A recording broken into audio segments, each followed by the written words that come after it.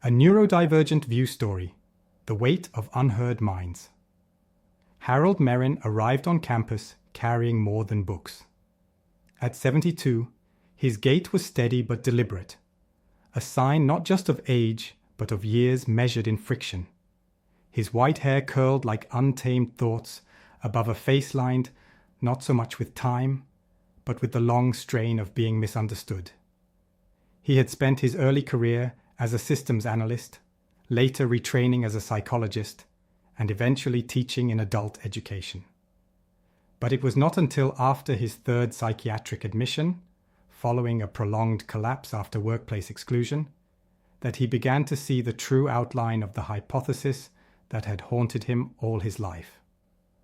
Social invalidation of neurodivergent identity may not merely harm, it may accelerate collapse into the very conditions society claims to treat. Now, he stood at the threshold of something he had not thought would ever happen, beginning a PhD in the newly formed Department of Neurodivergent Studies at South Cross University.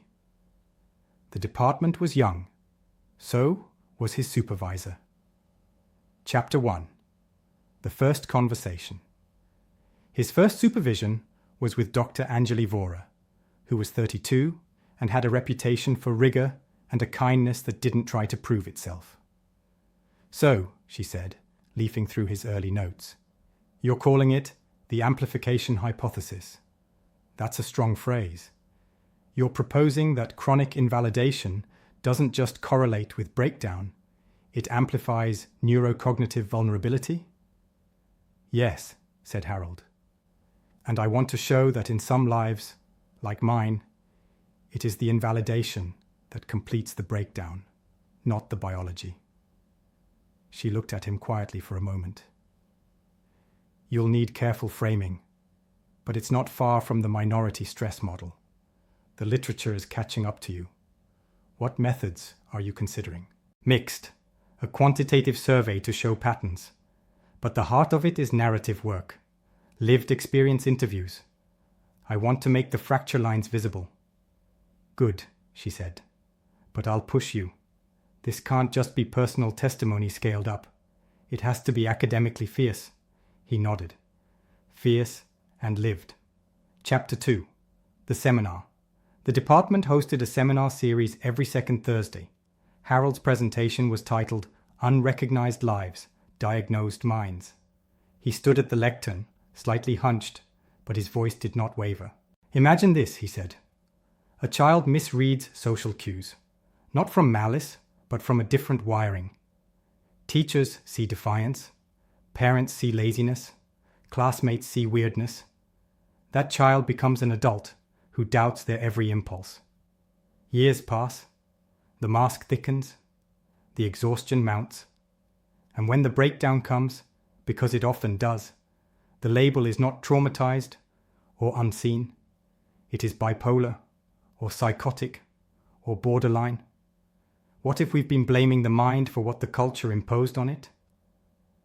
There was a long silence after he finished.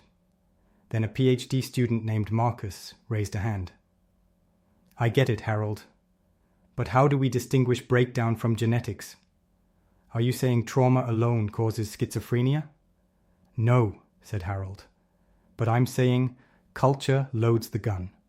Genetics may supply the wood, but invalidation is the match." Chapter 3. Doubt and Grounding. By mid-year, the stress of navigating academic protocols had begun to wear on him. Ethics applications, literature reviews, doubts too.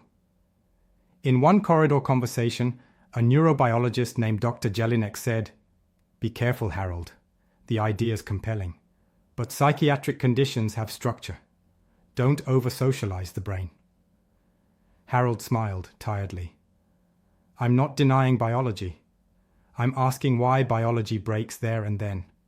Why some cope and others collapse. Context matters." "But how will you measure that?" "I'll start by listening to those who were never measured properly to begin with." Chapter 4. The Year Turns. In his shared office, Harold papered the walls with quotes from participants he had begun pre-interviewing. anonymized but potent. They called me difficult. I was drowning. I think I went mad because no one would believe who I was. It wasn't the diagnosis that broke me. It was 30 years of being told I was wrong. Anjali visited one afternoon with news. "You've been shortlisted," she said. "For what?" "The Institute for Neurodivergent Futures. Small stipend program, but they're excited. Some of them have lived what you're describing." 3 weeks later, the email arrived. "Dear Mr. Meryn, the committee of the Institute for Neurodivergent Futures has reviewed your application with deep interest. We are pleased to award you a research stipend for the remainder of your doctoral studies early phase. We consider your hypothesis not only timely, but necessary. Please keep us informed as your work unfolds. Sincerely, the Research Committee." Epilogue. First light. Harold walked home that evening through the leaf-littered campus. The air was cool. There were still doubts. There always would be. But tonight, a weight had shifted. Not because he was right, but because someone had finally said, "We are listening." And that, in itself, might be part of the healing he had come to understand and prove.